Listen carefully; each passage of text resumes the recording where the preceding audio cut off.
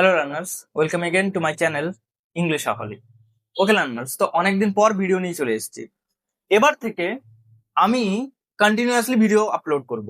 পাশাপাশি কিছুদিন তো আমি শুধু কারেকশনের উপর ভিডিও দিচ্ছিলাম। এবার থেকে আমি প্রপার রোড ম্যাপের সাহায্যে ক্লাস 9, 10, 11, 12 এবং অন্যান্য ক্লাসের ভিডিও রেগুলারলি আপলোড করব, যাতে তোমাদের এই যে ক্লাস 9 বা 10-এর যে জার্নি, যেটা ফাইনালস, সেটা যাতে খুব ভালোভাবে তোমরা এক্সামে লিখে আসতে পারো। তো সেই জন্য আমি একটা প্রপার রোড ম্যাপ রেডি করেছি। দেখো, এই যে যে সকল টপিকগুলো আমি এখানে লিখেছি, এই সকল টপিকের ভিডিও তোমরা ইউটিউবে হাজার হাজার পেয়ে যাবে এবং অন্যান্য জায়গাতে তুমি পেয়ে যাবে। কিন্তু প্রবলেম কি থাকে যে তোমাকে প্রথম একদম যে রুট লেভেল থেকে কেউ সেটা তোমাকে দেখাবে না, বা রুট লেভেল থেকে একটা ক্রোনোলজির সাথে তোমাকে পরপর ভিডিও সাহায্যে সেটা দেখাবে না। তুমি হয়তো কোনো জায়গাতে তুমি ভয়েস পাবে, আর্টিকেলস পাবে, কিন্তু এখান থেকে যদি তুমি ফলো করো, এখান থেকে আমি উইথ ক্রোনোলজি একদম পরপর তোমাদেরকে প্রত্যেকটা ভিডিও ইন ডিটেলসে শেখাবো। পাশাপাশি তোমাদের রুট লেভেলটা ক্লিয়ার হয়ে যাবে। তো চলো আমরা একটু জেনে নিই যে আমাদের সিলেবাসের মধ্যে গ্রামারে কি কি রয়েছে এবং কিভাবে আমরা সেটাকে রেডি করব। দেখো, ক্লাস 9 আর ক্লাস 10 দুটোই প্রায় সেম। তো আমি মনে করি যে ক্লাস 9টা তোমাদের শুধু শেখার সময়, যা যা শেখার, যা যা তুমি নিউ শিখতে চাও, ক্লাস 9-এ শিখে নাও। কারণ ক্লাস 10-এ তুমি শুধু রিভিশন করবে, ক্লাস 10-এ রিভিশন করবে। আর যারা ক্লাস 10-এও এখন তো কিছু শেখনি ঠিক মতো করে, বা তোমাদের যেটা রুট ক্লিয়ার নেই, তবে তোমরা এটা ভালো করে, যে সকল টপিকস গুলো আমি লিখেছি, সেই টপিকস গুলোকে একটু ভালো করে বুঝবে। দেখো, যে কি কি টপিকস আমাদেরকে পড়তে হবে মাধ্যমিকের জন্য বা ফাইনালস এর জন্য, এবং ক্লাস 9-এরও প্রায় সেমই থাকে। আমি প্রথমে একটু মার্কস ডিভিশনটা বুঝিয়ে দিই, তারপরে আমরা সিলেবাসে আসছি, কি কি সিলেবাস আমাদেরকে পড়তে হবে। দেখো, মার্কস ডিভিশনের ক্ষেত্রে কি দেখতে পাচ্ছি, আমাদের সিন থাকবে 20 মার্কসের, সিন থাকবে 20, আনসিন থাকবে 20। এই যে সিনটা, এটা তুমি টেক্সট বেস পাবে, টেক্সট থেকে পাবে। একটা পোয়েম থাকবে, একটা প্রোজ থাকবে, এখান থেকে তুমি 20 পেয়ে যাবে। আনসিন, আনসিন থেকে থাকছে 20 নম্বর। তবে আনসিন সলভ করতে গিয়ে অনেকের প্রবলেম হয়। আমি এই চ্যানেলে আনসিন সলভের অনেক ইজি ইজি ট্রিক্স নিয়ে আসবো, যেখান থেকে তুমি খুব সহজে আনসিনকে সলভ করতে পারবে। নেক্সট দেখো, আমরা ভাবি যে শুধুমাত্র গ্রামারই 20 মার্কসের চলে আসে, না, গ্রামার অ্যান্ড ভোকাবুলারি। তো গ্রামার তোমার টোটাল থাকবে 12 নম্বরের, এবং যেটা ভোকাবুলারি, সেখান থেকে তুমি 8 নাম্বার পাচ্ছ। এবার ভোকাবুলারির জন্য তোমাকে কি কি পড়তে হবে সেটাও আমি ডিসকাস করছি। রাইটিং থেকে পাচ্ছ তুমি 30 নম্বর। তো টোটাল কত হলো? 90। আর যে 10 নম্বর তোমার থাকছে স্কুল প্রজেক্ট, টোটাল 100 মার্কসের যে এক্সামিনেশন। যদি এখন থেকে প্রিপারেশন স্টার্ট এখনো করনি, বা 2 মান্থ হয়ে গেল, ফেব্রুয়ারি চলে এসছে, আর বেশি, আর তোমার হাতে এক্স্যাক্টলি ওই 11 মাসের মতো রয়েছে, ক্লাস 10-এর কথা বলছি, এখন থেকে প্রিপারেশন প্রপারলি স্টার্ট করে দাও। দেখবে এখান থেকে এই 90-র মধ্যে, 90-র কথা বলছি, 100 না, 90-র মধ্যে 80+ নম্বর ইজিলি আসবে, যদি তুমি সেরকম ভাবে প্রিপারেশনটা স্টার্ট করো। দেখো, এবার আমি সিলেবাসের মধ্যে আসি। এখন শুধু গ্রামারের সিলেবাসটা দিয়েছি, তারপরে আমি ভোকাবুলারি সিলেবাসটা অ্যান্ড রাইটিং এর কি কি আমাদেরকে পড়তে হবে, সিলেবাস শিখতে হবে। গ্রামারের মধ্যে আমাদেরকে টোটাল 11টা টপিক পড়তে হবে, আবার 11টার মধ্যেও কিছু কিছু সাব টপিক অ্যাড থাকবে। দেখো, ফার্স্ট একদম ক্রোনোলজি ওয়াইজ আমি বলছি, পরপর যেটা এক্সাম হলে তোমরা পেতে চলেছো। Article and preposition, article and preposition তোমাদেরকে স্কুলে একসাথেই দেবে, এবং আর্টিকেল অ্যান্ড প্রিপোজিশন তুমি পাচ্ছ মার্কস 3। হলো, আর্টিকেল অ্যান্ড প্রিপোজিশন থেকে তুমি 3 পাচ্ছ, কিন্তু তোমাকে আর্টিকেল অ্যান্ড প্রিপোজিশনের পুরো ভিডিও তোমাদেরকে শিখতে হবে, বা আর্টিকেল প্রিপোজিশন সম্পর্কে শিখতে হবে। ওকে, তো আমি এদের প্রত্যেকটা ভিডিও নেক্সট ক্লাস থেকে নিয়ে আসছি, একদম আর্টিকেল থেকে শুরু করে যতগুলো টপিক আমি এখানে লিখেছি, সব টপিকের ভিডিও আমি নিয়ে আসবো। যদি এগুলোকে ফলো করো, তাহলে তোমাদের ক্লাস 11 আর 12 খুব সহজ হয়ে যাবে। নেক্সট দেখো, correction of correct form of verbs. এই কারেক্ট ফর্ম অফ ভার্বস, যেটাকে আমরা 3টে ক্যাটাগরিতে ভাগ করব। 3টে ক্যাটাগরি যদি আমরা শিখে নিই ভালো করে, তাহলে আমরা correct form of verbs easily পারবো। Number 1, tense. Number 2, subject, verb, agreement. আর নাম্বার যেটা 3 সেটা হচ্ছে কন্ডিশনালস। হ্যাঁ, কারেক্ট ফর্ম অফ ভার্ব শিখতে গেলে তোমাকে এই 3টে সাব টপিককে শিখতে হবে। তুমি যদি এই 3টে সাব টপিক শিখে নাও তাহলে তোমার কাছে কারেক্ট ফর্ম অফ ভার্ব সব থেকে ইজি হয়ে যাবে, এবং এখান থেকেও পরীক্ষার হলে তুমি 3 নম্বর পাচ্ছ, 3 নম্বর সিকিউর করে আসতে পারবে গ্যারেন্টি। আর কি থাকছে? Phrasal verbs.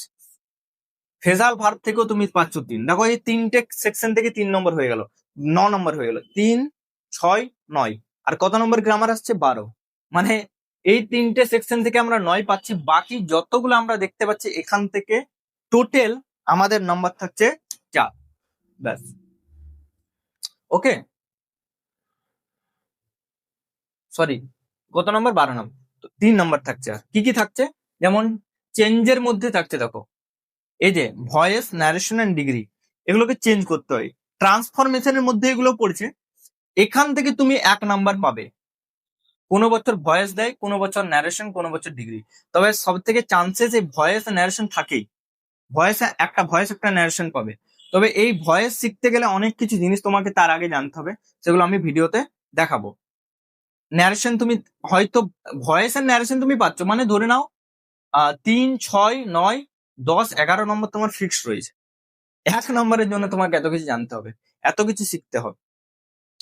Transformation of sentence, ডিগ্রিটাও রয়েছে। ট্রান্সফরমেশন অফ সেন্টেন্স, এখানে অনেক পার্টস রয়েছে, অনেক কিছু পার্টস রয়েছে। Affirmative two negative, affirmative two exclamatory, interrogative, assertive, simple, complex, compound. হ্যাঁ, আরেকটা টপিক তোমরা এখানে লিখে নেবে 12 নম্বর, সেটা হচ্ছে types of sentence. Okay, types of sentence. আর তুমি অ্যাড করবে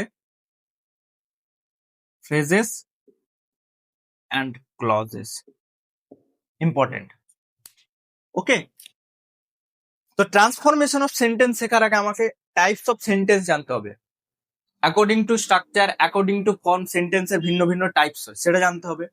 নেক্সট, ফ্রেজ অ্যান্ড ক্লজ জানতে হবে। ফ্রেজ অ্যান্ড ক্লজ খুব important. Okay, phrase and clause, infinitive, gerund, participle, ওগুলো রয়েছে একটা টপিকের মধ্যে। পাশাপাশি আর কি থাকছে? আর থাকছে এখানে আমাদের জয়নিং। তো ব্যাস, এই ট্রান্সফরমেশন অফ সেন্টেন্স আমরা যদি ঠিক মতো শিখি তাহলে জয়নিংটাও ইজি হবে। স্প্লিটিং থাকছে, interchange of parts of speech. Yes, এই টপিকটা কোথাও সহজে শেখায় না, কিন্তু এই টপিকটার ভ্যালুটা অনেক বেশি, ওয়েটেজ অনেক বেশি। এই interchange of parts of speech, interchange of parts of speech মানে দেখবে কোনো সেন্টেন্স দিয়ে দেবে এবং তার নিচে ওই সেন্টেন্স ওয়ার্ডটার নিচে আন্ডারলাইন থাকে এবং বলবে যে এই ওয়ার্ডটার অ্যাডজেক্টিভ ফর্ম, নাউন ফর্ম বা অ্যাডভার্ব ফর্ম লিখে দেখাও, রিপ্লেস করে এই ওয়ার্ডটাকে। তো সেইগুলোকে শিখতে হবে। এদেরও অনেকগুলো কনসেপ্ট থাকে, কনসেপ্ট না জানা থাকলে তুমি পরীক্ষার হলে লিখে আসতে পারবে না। ওকে, ফ্রেজেস অ্যান্ড ক্লজ, এটাও শেখা খুব ইম্পর্টেন্ট। এই যে পুরো টপিকটা, সেই পুরো টপিকটা ছিল গ্রামারের উপর। ভোকাবুলারির জন্যও কিছু টপিক রইবে, এবং রাইটিংস এর 30 মার্কস থাকে। কি কি রাইটিংস আছে সেই রাইটিংস গুলো আমি এখনই তোমাদেরকে লিখে দিই। হ্যাঁ, তো দেখো এই যে আমি ভোকাবুলারি অ্যান্ড রাইটিংস এর কি কি টপিকস থাকে সেগুলোকে আমি লিখে দিয়েছি, এবং এদেরকেও ক্রোনোলজি ওয়াইজ আমরা শিখবো। দেখো, ভোকাবুলারি বেসিক্যালি স্কুলে যেটা দেয় বা এক্সাম হলে যেটা দেয় সেটা থাকে কিসের উপর? সিনোনিমস এর উপর, যেটাকে আমরা বলি সিমিলার মিনিংস, এবং 4টা মিনিংস থাকে। প্রত্যেকটা মিনিংস তোমাকে আনসিন প্যাসেজ থেকে খুঁজে খুঁজে লিখতে হয়। খুব ডিফিকাল্ট হয়ে যায় স্টুডেন্টসদের কাছে। কেন ডিফিকাল্ট হয়? কারণ তাদের এই যে ওয়ার্ড নোটস অতটা জানা থাকে না। ওয়ার্ড নোটস না জানার থাকার কারণে তারা 8 নাম্বার ছেড়ে আসে। প্রত্যেকটা 4টা টোটাল দেওয়া থেকে 4টার মধ্যে প্রত্যেকটার মার্কস থাকছে 2 করে। তো 8 নাম্বার তারা অনেকে ছেড়ে আসে, আবার ভুলভাল লিখে আসে। তো এটাকে আমরা আগে থেকেই সলভ করার জন্য কি কি করব? আমাদেরকে কিছু ওয়ার্ড নোটস যদি আমরা একটু পড়ি টপিকস গুলোকে, তাহলে ইজিলি পারবো। যেমন সিনোনিমস, সিনোনিমস খুব ভালো করে পড়তে হবে। সিনোনিমস মানে সমার্থক শব্দ, অর্থাৎ একই ওয়ার্ডের অন্যান্য মিনিংস কি কি হতে পারে, এটা আমাদেরকে জানতে হবে। Number 2, antonyms. এবার বলে অ্যান্টোনিমস তো আসে না, জানবো কি জন্য? দরকার আছে। অ্যান্টোনিমস জানলে অনেক সময় সিনোনিমস খুঁজতেও সুবিধা হয়। ওকে, তো এখান থেকে টোটাল তুমি 8 নাম্বার পাচ্ছ। আর কি থাকছে? আর থাকছে রাইটিংস। ইয়েস, খুব ভাইটাল পয়েন্ট। 30 মার্কস থাকছে রাইটিংস, 30 মার্কস। এবারে রাইটিং এর কি কি টপিক হচ্ছে? রাইটিং এর ফার্স্ট টপিক যেটা paragraph, notice, story writing, report. রিপোর্টের আবার দুটো সাব পয়েন্ট আছে, একটা হচ্ছে ইভেন্ট রিপোর্ট, একটা news paper report. Event report, কোনো স্কুলের বা অন্যান্য জায়গাতে কোনো ইভেন্ট হচ্ছে সেই বিষয়ে একটা রিপোর্ট লেখো। নিউজ পেপার রিপোর্ট বা যেগুলোকে আমরা অ্যাক্সিডেন্টাল রিপোর্টও বলে থাকি, অর্থাৎ কোনো দুর্ঘটনা, অ্যাক্সিডেন্ট হচ্ছে সেই সম্পর্কে লেখা। লেটারের নেক্সট থাকছে লেটার। লেটারও আবার 3টে সাব পয়েন্ট রয়েছে। লেটারকে আমরা ফর্মাল লেটার বা যেটাকে আমরা ইমপার্সোনাল বলে থাকি, ইনফর্মাল যেটা পার্সোনাল লেটার বলে থাকি। আরেকটা হচ্ছে এডিটোরিয়াল, যেটা খবরের নিউজ পেপারের কোনো এডিটরকে আমরা যে চিঠিটা লিখি কোনো আমাদের ইস্যু সম্পর্কে। প্রসেসিং, প্রসেসিংটাও ইম্পর্টেন্ট। Biography and dialogue. ডায়লগটা দেয় না, আমি দিলাম, বেসিক্যালি ডায়লগটা দেয় না এক্সাম হলে। এগুলোর মধ্যে যে কোন 3টে টপিক তোমাকে দেয়, 3টে লিখতে হয়। এবার মজার বিষয় যে স্যার এতগুলো তো আমি পড়তে পারি না, এতগুলো আমার মনেও থাকে না, এতগুলো আমি পড়বো কি করে? যদি আমি প্রত্যেকটা টপিক থেকে তোমাদেরকে সাজেশন দিয়ে বেড়াই, তাহলে প্যারাগ্রাফে 30টা হয়ে যাবে, রিপোর্টও 30টা হয়ে যেতে পারে। এরকম অনেক অনেক, এত এত রাইটিং তুমি মুখস্থ করা ইম্পসিবল। এবার তাহলে রাইটিং কি করব? রাইটিং কি করে লিখতে হয় সেই ফরম্যাট আমি তোমাদেরকে এখানেই দেব। ওই ফরম্যাট যদি তুমি লিখে দিয়ে আসো কারেক্টলি, ওই ফরম্যাট, আমি গ্যারান্টিড থাকছি একটার জন্য 7 মার্কস তোমাকে দেবেই। আর যদি তুমি একটু আরো এলাবোরেট করতে পারো, একটু বেশি লিখতে পারো, তো তুমি 8 বা 9 পেয়ে যাবে। কারণ ফুল মার্কস দেয় না, খুব বেশি মানে খুবই ভালো হলে দেয়, ইংলিশ আর বাংলার ক্ষেত্রে অতটা দেয় না। তো এই ছিল আমাদের পুরো সিলেবাস অ্যান্ড রোড ম্যাপ। ওকে, এবার নেক্সট ভিডিও থেকে আমি তোমাদেরকে একদম ফার্স্ট টপিক আর্টিকেলস থেকে ক্লাস দিতে স্টার্ট করব। এবং আমি একদম ড্যাম শিওর, যদি তোমরা সেগুলোকে ফলো করো, প্রথম দিন থেকে যদি আমার ভিডিও দেখো এবং সেগুলোকে খাতাতে কপি করো এবং প্র্যাকটিস করো, ড্যাম শিওর তুমি 90-র মধ্যে 80+ পাবে, 100-এর মধ্যে তুমি আরামসে অনেক ভালো নাম্বার পেয়ে যাবে। কারণ ইংলিশ খুব ইম্পর্টেন্ট, পাশাপাশি অন্যান্য সাবজেক্টও ইম্পর্টেন্ট। তো এইটাই ছিল আমাদের ভিডিও। দেখা হচ্ছে নেক্সট ভিডিও আর্টিকেলস এর ক্লাসের উপর। Thank you.